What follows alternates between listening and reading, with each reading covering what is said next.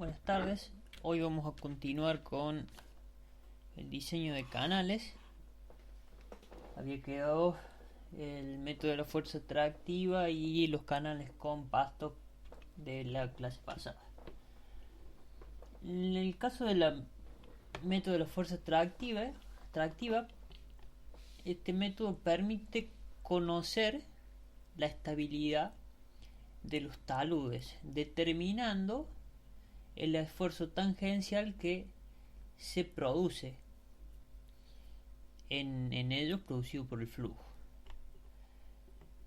El esfuerzo tangencial, el tau, está dado por el peso específico de la partícula mojada, por el radio hidráulico del canal, por la pendiente. Para canales demasiado anchos, el radio hidráulico puede quedar representado por el valor de I, digamos. La distribución de las tensiones entre el fondo y el talud no es uniforme y no es la misma. Esta está relacionado con el tau cero con coeficientes epsilon tanto para el talud como para el fondo, que dependen de, por un lado, la pendiente del talud y por el otro la relación entre ancho y alto. Unos valores estimados son, por ejemplo, un valor clásico que encuentran en la mayoría de los libros es para un BI igual a 4.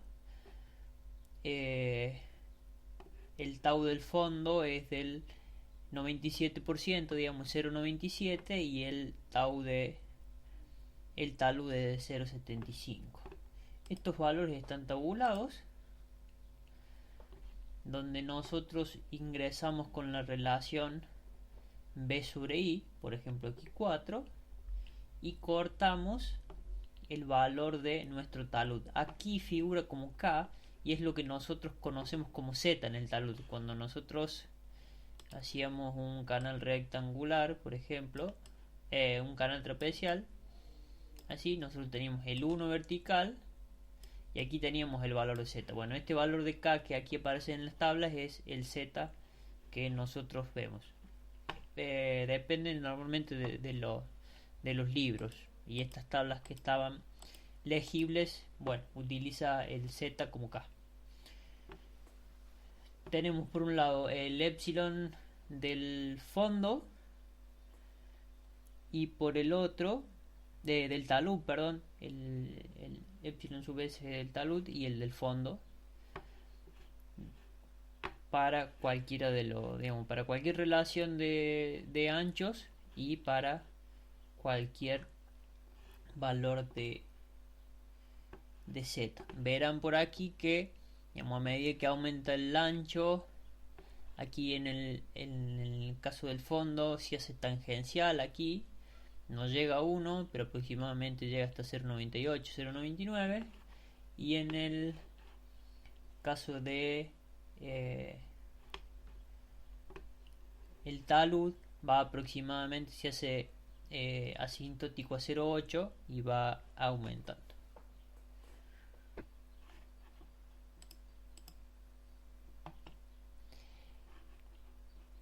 Si analizamos esto como una sección del canal, una parte, digamos, aquí tenemos el θ, siendo θ el ángulo de el talud. Las partículas que están en el talud, digamos, están sometidos a dos esfuerzos. Por un lado, a la componente del peso,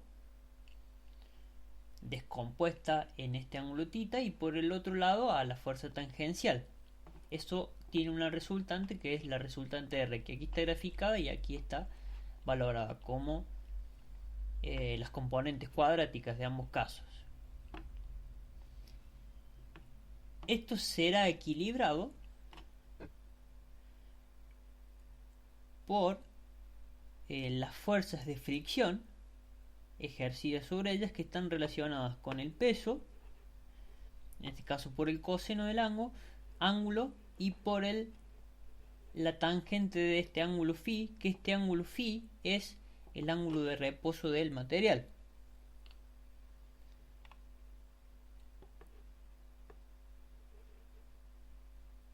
En algún momento estas dos fuerzas se equilibran y se hacen iguales. Entonces en ese instante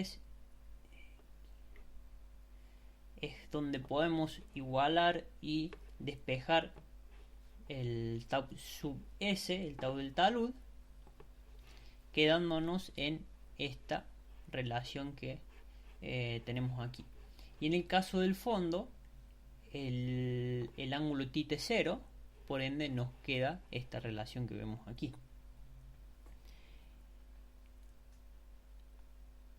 Si llamamos K a la relación que existe entre los esfuerzos tangenciales, entre el esfuerzo en el talud sobre el esfuerzo en el fondo, operando con estas dos ecuaciones llegamos a esta expresión, a la raíz cuadrada de 1 menos el seno al cuadrado del ángulo del talud y el seno cuadrado del ángulo de reposo del material.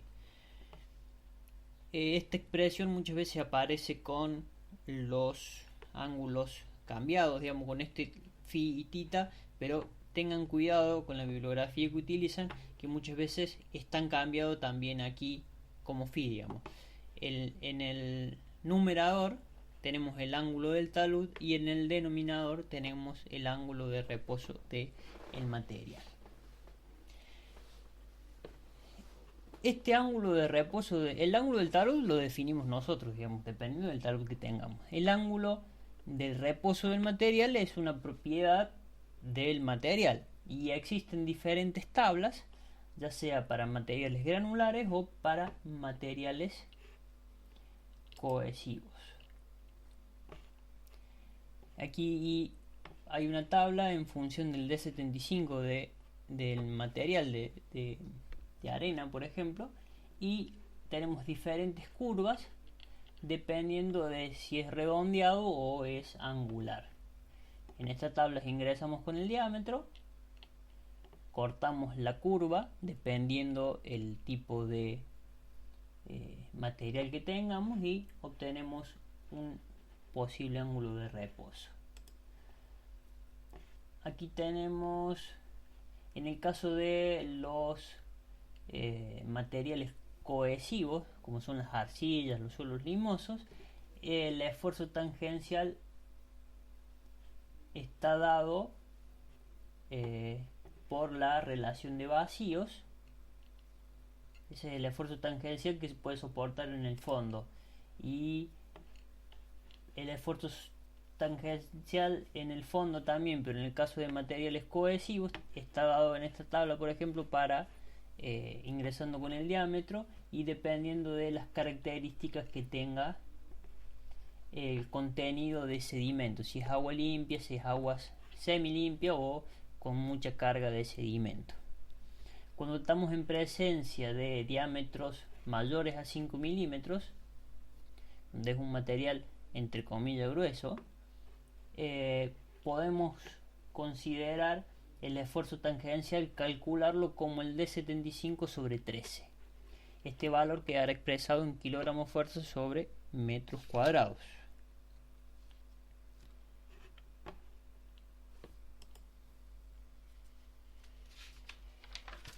Para tener un paso a paso de cómo se calcula esto, vamos a hacer un ejercicio y lo inicio en un nuevo video para que no quede cortado. El ejercicio nos dice diseñar la sección de un canal trapecial que conduzca un caudal de 60 metros cúbicos sin que se erosione la sección.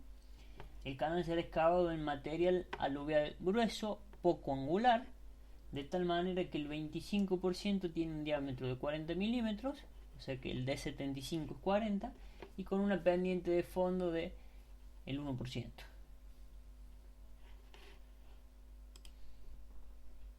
(0,1%) del 1 por 1000.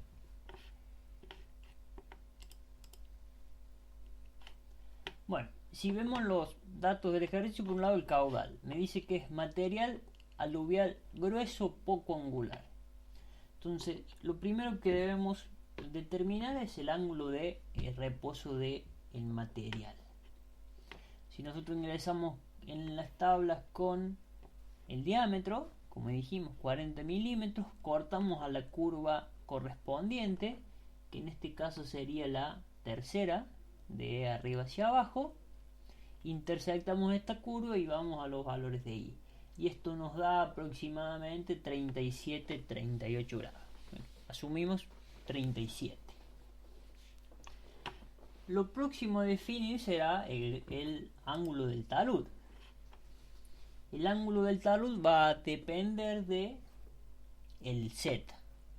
Lo que debemos asegurar que el ángulo del talud, para que esto sea estable y funcione el método, debe ser menor al ángulo de reposo del material. Si el ángulo es mayor, se va a erosionar, digamos. No estoy cumpliendo las condiciones del método. Entonces, para z igual a 1, el ángulo 0,45 descartado. Z igual a 2, 26,56 podría ser. Z igual a 1,5, 33 grados, es un valor cercano al 37. O Z igual a 1,75, 29,75, un valor intermedio.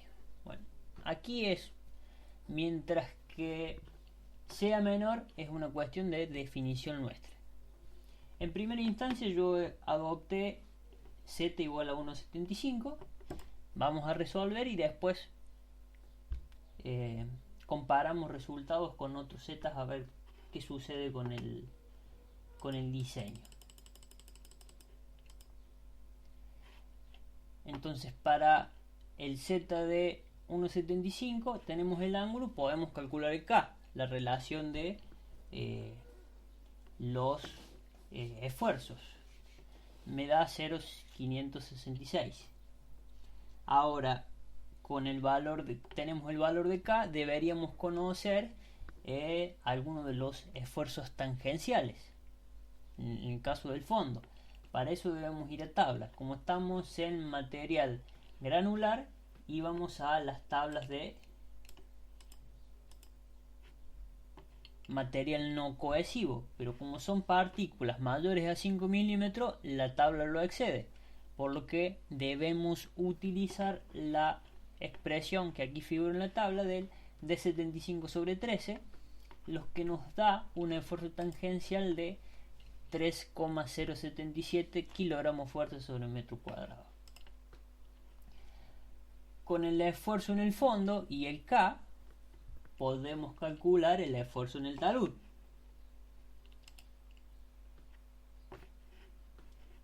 Que nos da 1,74.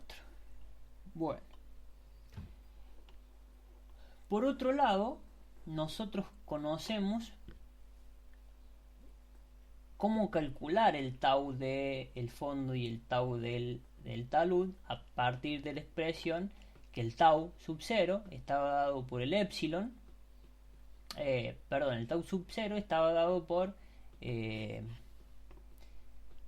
peso específico, por el radio hidráulico, o por I, si era un canal demasiado ancho, por la pendiente. Y el tau del talud y el tau del fondo estaban relacionados con el tau sub 0 por el epsilon.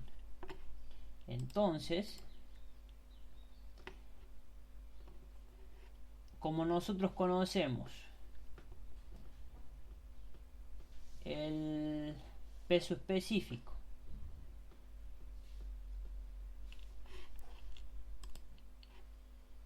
aquí me corrijo, es el peso específico del agua, porque es el esfuerzo que debe resistir. Conocemos la pendiente, conocemos el tau, podemos escribir el tirante en función de estos valores y nos queda conocer el epsilon, tanto sub s como el epsilon sub p, del fondo y del talud respectivamente, que estos valores los podíamos conseguir de tabla. Y a partir de estos valores de epsilon, que dependían de el ancho, la relación entre el ancho y el largo, y el tirante podíamos calcular. Además, debemos determinar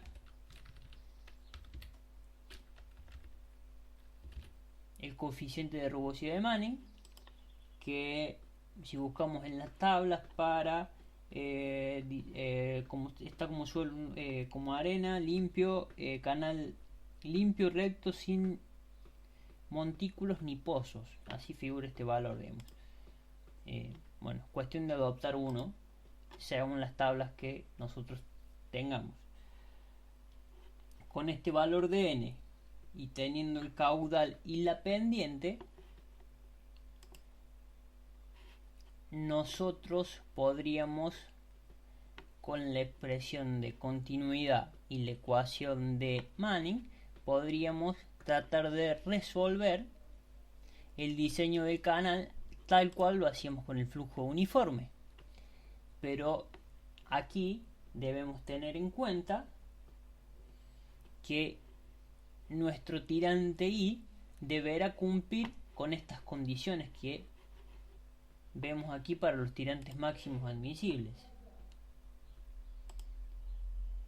Entonces aquí inicia un proceso iterativo donde yo propongo un valor de una relación de B por I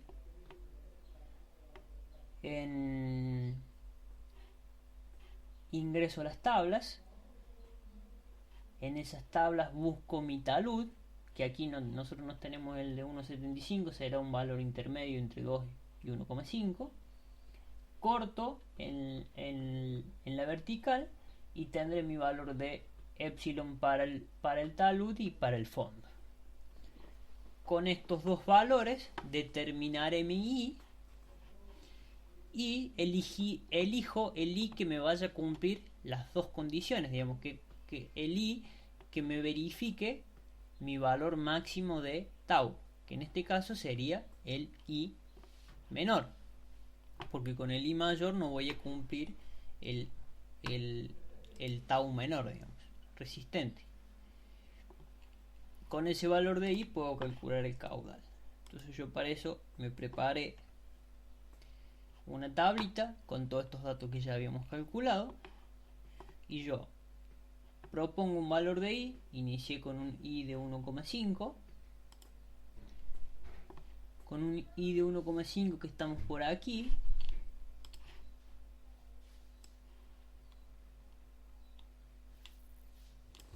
Mi valor de epsilon sub s está aproximadamente en los 0,74, 0,73 y el valor de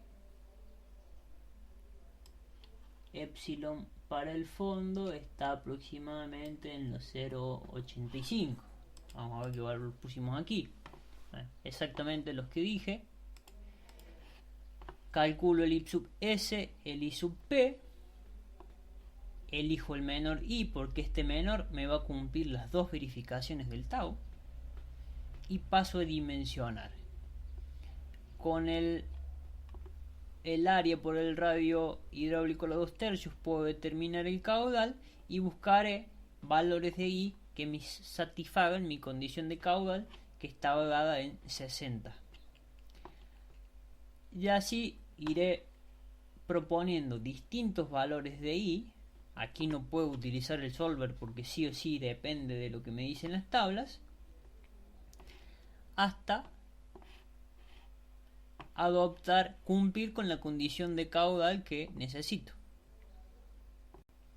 Entonces aquí, para un valor de relación de B sobre I de 5,50,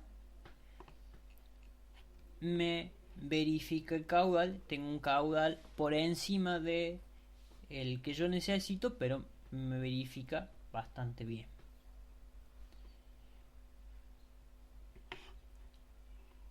Habíamos dicho que íbamos a ver qué sucedía si yo cambiaba el Z. Bueno, definitivamente si yo cambio el Z, sobre todo cambia el valor del ángulo y por ende se ve afectado el valor de K. Y si se ve afectado el valor de K, se ve afectado el valor de los tau que puede resistir el talud.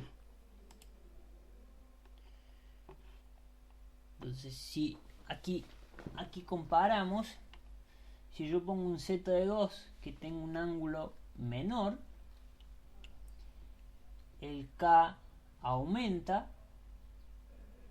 mi resistencia en el talud aumenta, por lo que llego al caudal de 60 metros cúbicos con una relación menor de B. Y si comparamos los tirantes, tengo un tirante un poco menor, 3,14, antes tenía 3,18, no, perdón, 2,32 y 2,74, tengo un tirante mayor, pero tengo un ancho menor. Antes tenía un ancho de 12,80 y ahora tengo un ancho de 8,40. Entonces ahí reduje la sección y tengo un mayor radio hidráulico. Por otro lado, si aumento el Z, disminuyo el Z, va a aumentar mi tita, me voy a 33 grados, estoy cerca del 37, mi K se cae de manera importante, es prácticamente la mitad que teníamos anteriormente, por lo que disminuye considerablemente el esfuerzo máximo que es capaz de soportar el talud. Tiene lógica, al estar más inclinado el talud, la partícula es más inestable. Y vean que para alcanzar un caudal de 60 metros cúbicos segundo necesito una relación de B sobre I de 17,50. Tengo un tirante muy pequeño de 1,55 condicionado por el esfuerzo máximo en el talud y un ancho de 27 metros, digamos. ¿Cuál es el diseño que debo realizar? Bueno, el que pueda. Analizaré costos, analizaré mis cuestiones técnicas, pero digamos, cualquiera de estos tres cumple las condiciones. Quedará en nosotros y en las posibilidades técnicas y económicas que tengamos presentes poder determinarlo. Una aclaración antes del punto 2. ¿Por qué defino Z y no defino el ángulo? Porque en la práctica, cuando uno lo construye, no va a ir midiendo el ángulo que tiene. Sí, digamos, es más difícil de medir el ángulo que medir ese valor de Z que estamos definiendo. Entonces yo defino un Z y calculo el ángulo. Es mucho más probable a que yo define un ángulo, por ejemplo, de 30 grados y aquí me dé un Z de 1,765, digamos. Es poco probable que yo vaya a conseguir un Z de ese valor o que vaya a poder establecer en todo el canal ese valor de Z. Pero sí valores simples de valores constantes, digamos, fáciles de llevar a la práctica. A eso quiero llegar. Bueno, hasta aquí el método de la fuerza atractiva. Es un método, digamos, no es un método difícil, sí depende mucho de las tablas, por eso lo iterativo nos resulta tan simple, digamos. Y depende de las definiciones de diseño que vaya a adoptar. Por otro lado teníamos los canales con cubierta de pasto o cubierta vegetal, digamos, pueden encontrarlo denominado de diferentes formas.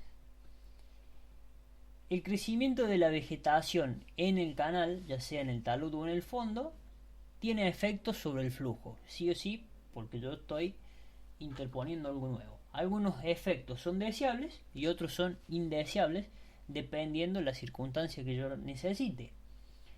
Por un lado, ocupa parte de la sección, por lo que reduce el área efectiva. Si yo tengo un árbol en el medio del canal, digamos, es muy común en en los ríos, por ejemplo, en la planicie de inundación, bueno, me reduce el área efectiva.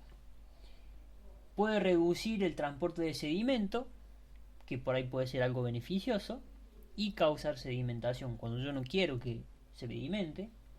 Va a modificar la rugosidad del canal, la puede aumentar considerablemente.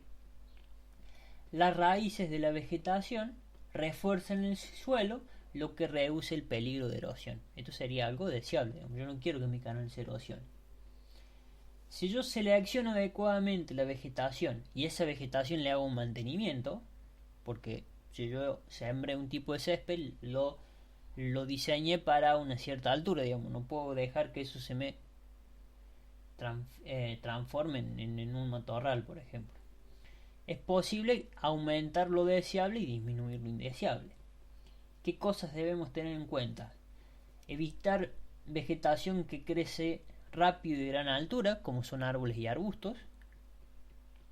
Evitar vegetación leñosa, dura y poco flexible, nuevamente el ejemplo de árboles y arbustos. No usar la vegetación en zonas de flujo permanente, sino en las zonas de flujo intermitentes. ¿Por qué? Porque el crecimiento del césped, por ejemplo, necesita de no estar inundado, necesita del sol, digamos, no es para algo continuo. Y por otro lado, la vegetación que nosotros elijamos se ve muy influenciada por las estaciones. Digamos, para quien tenga césped en su casa sabe que la condición del césped, por ejemplo, no es la misma en verano que en invierno. No crece igual y no se mantiene de la misma forma. Lo mismo para cualquier tipo de vegetación. Entonces, esto también se verá afectado en el funcionamiento del canal. El coeficiente de Manning en canales con cubierta de pastos pasa a denominarse coeficiente de retardo, y este varía con el tipo de vegetación, la altura de vegetación, el tirante, va a ser independiente de la pendiente, y lo que sabemos es que existe una relación, encontraron que existe una relación entre la velocidad en el canal y el radio hidráulico, por lo que se crearon estas curvas para diferentes grados de retardo. El grado de retardo está relacionado con la altura e intensidad de crecimiento de la vegetación. Hay tablas donde se determina un tipo, se denomina un tipo de vegetación y se analiza su altura y qué grado de retardo tiene. Entonces yo ingresaré en esta tabla por uno con el N o con el B y cortaré al grado de retardo que necesite. Tenemos el grado de retardo, tenemos el A que es muy alto y vamos al B donde es muy bajo. Y después tenemos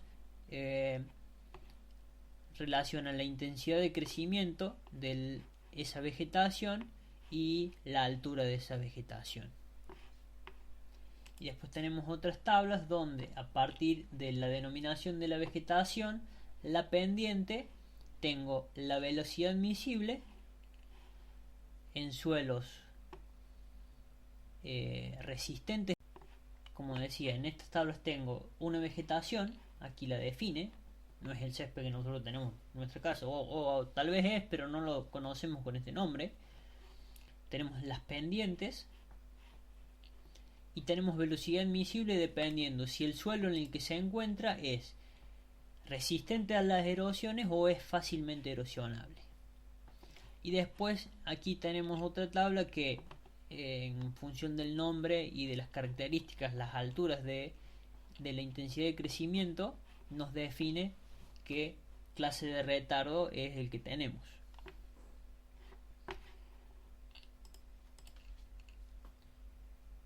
Y otras recomendaciones a tener en cuenta es límites de velocidades.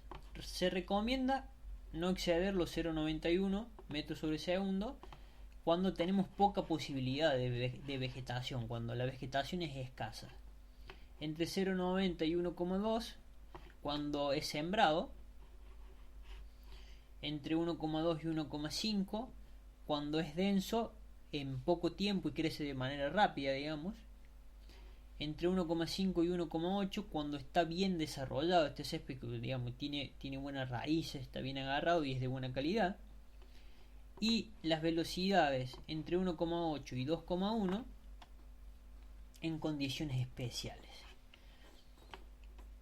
Más allá de estas recomendaciones, si analizamos la tabla anterior, vemos velocidades mucho mayores a la que nosotros teníamos, por un lado, en el método de la velocidad admisible. En el método de velocidad admisible no superaban los 0,90, teníamos 0,80, no superaba el 1 metro sobre segundo. Aquí al recubrir el canal con césped podemos lograr una mayor velocidad. Después será cuestión de analizar qué es lo más conveniente para nosotros, si tenerlo recubierto o no tenerlo recubierto, pero de lo que estamos seguros es que recubriéndolo vamos a tener una mayor velocidad. Bueno, como el valor de n del coeficiente de retardo es función de la velocidad y del radio hidráulico y no podemos determinarlos directamente, nuevamente para diseñar debemos recurrir a un proceso iterativo. Este proceso iterativo consta de dos etapas. En la primera, donde suponemos un grado bajo de retardo, donde suponemos un n, lo definimos nosotros, y a partir del gráfico determinamos el valor de velocidad por radio hidráulico. Adoptamos una velocidad admisible en función del tipo de césped que tenemos. Con esa velocidad admisible y este valor de velocidad por radio hidráulico determino el radio hidráulico.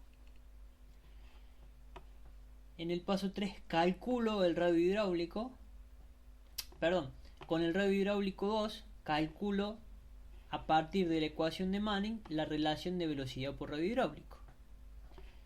Este proceso lo repito hasta que la velocidad en 1 y en 3 sean similares o iguales o hasta adoptar una tolerancia que sea conveniente. Una vez que logré esa igualdad, yo ya tengo mi n definido, tengo mi velocidad determinada. Con la velocidad admisible y el caudal determino el área, y con el área y este radio hidráulico que he calculado defino la sección. Ahí deberé determinar si quiero un ángulo, si quiero un canal trapecial, triangular, rectangular. Difícil, normalmente no se utilizan los rectangulares, sino parabólico normalmente se utilizan. Y definiré un Z y definiré mi tirante y calcularé mi tirante. En la segunda etapa paso a verificar con un grado mayor de retardo, digamos.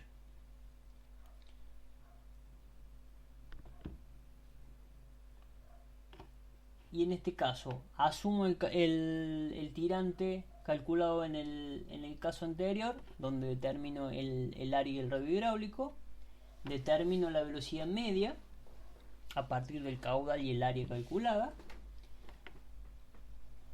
Calculo la velocidad por radio hidráulico y ahora ingreso al gráfico, pero al revés de que lo hacía antes. Con la velocidad del radio hidráulico defino mi n.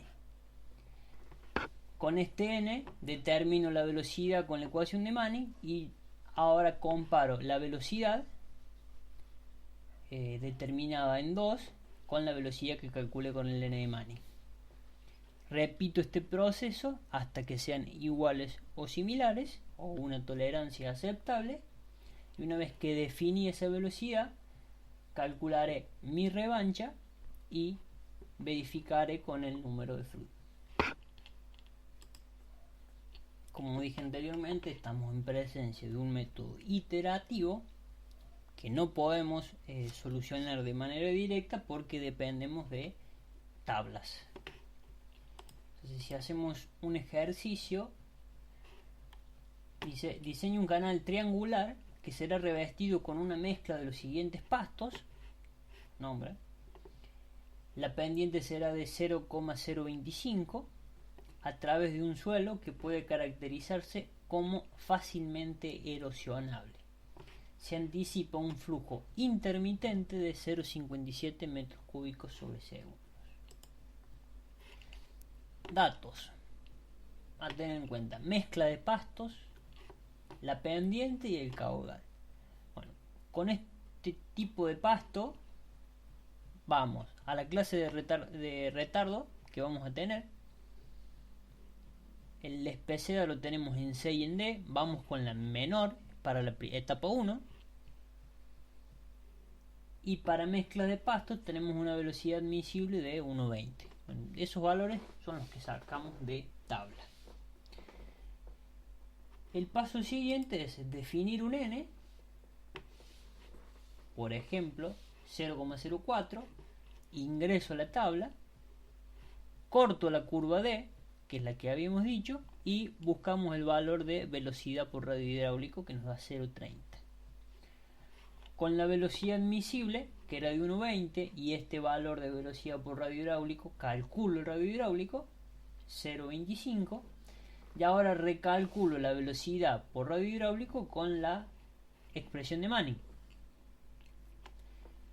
Vemos que nos da por un lado 0,30 y por el otro 0,39. Estamos con un n bajo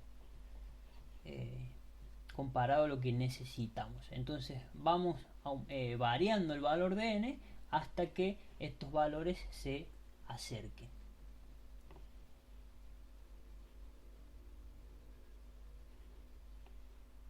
Yo acá tenía el 0,45 con un valor bastante cercano. Después me alejé con el 0,43 y terminé adoptando el 0,44 entre 0,25 y 0,26. Pero podría haber adoptado este 0,45 tranquilamente. Es más cercano este 0,45 que este 0,44. Bueno, entonces yo defino mi radio hidráulico para esta relación y me quedan 0,2083 y calculo el área como el caudal 0,57 sobre la velocidad admisible 0,475. Yo conozco mi área, conozco mi radio hidráulico y conozco sus ecuaciones. Z por I cuadrado para un triángulo y el radio hidráulico dado por el área sobre el perímetro mojado. Aquí tengo varias posibilidades. Resolver esto para un valor de Z y para un valor de I que me hagan la solución. Adoptar un Z según mis necesidades y mis posibilidades constructivas y de allí despejar de cualquiera de las expresiones mi valor de tirante siempre y cuando me verifique la velocidad. Entonces yo aquí adopté un Z de 2,5 para la expresión de radio hidráulico y me da un valor de I de 0,45 aproximadamente, donde tengo un área mayor a la que me había calculado, pero estoy dentro de la velocidad admisible. Lo que nos queda por hacer ahora es verificar con un grado de retardo mayor. ¿Qué sucede con el caudal?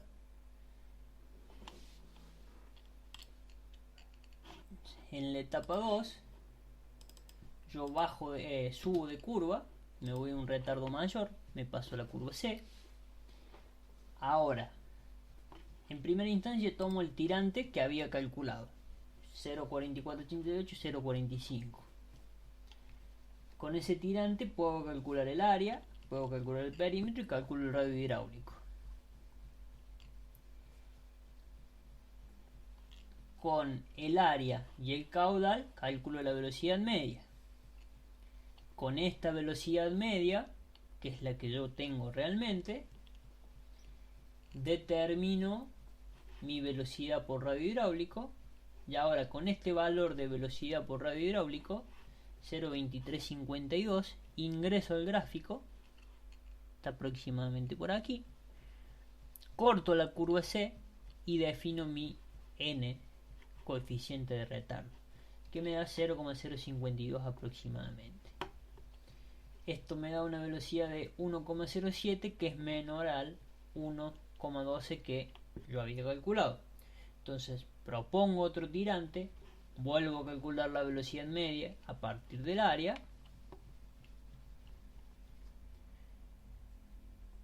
calculo la velocidad por radio hidráulico, ahora me da 0.23, estará un poquito antes de lo que recién había calculado, y ingreso a la curva de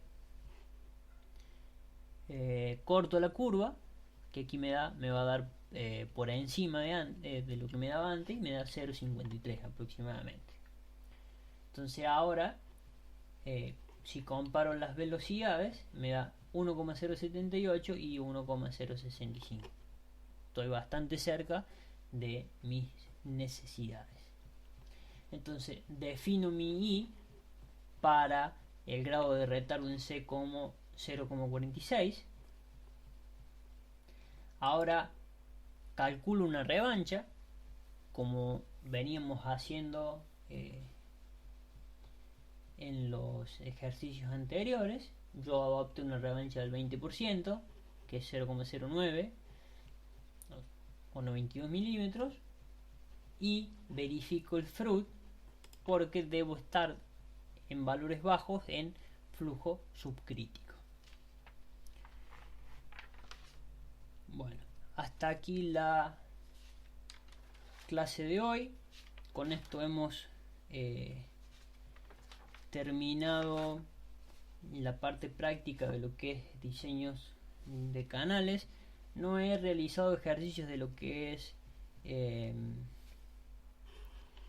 método de las secciones estables o la teoría de régimen. Son casos muy particulares, tienen las expresiones, digamos, solamente es reemplazar fórmulas, tienen las expresiones en el teórico y tienen los ejercicios, digamos. Una variación que podríamos hacer de este ejercicio, por ejemplo, si en vez de un canal triangular deseo realizar un canal trapezoidal, por ejemplo, y ahí definiré un B y definiré un I, digamos, por ejemplo. Entonces ahí tenemos un nuevo ejercicio. Tienen más ejercicios como esto en la guía, utilizando los diferentes métodos. Pueden hacer un análisis comparativo de un mismo canal, diseñarlo por todos los métodos y ver qué posibilidades, cómo varían para un mismo caudal, qué tirante y qué ancho tengo, qué velocidad y qué radio hidráulico. Bueno, hasta aquí la clase de hoy. El martes que viene no voy a subir clases, así tienen tiempo de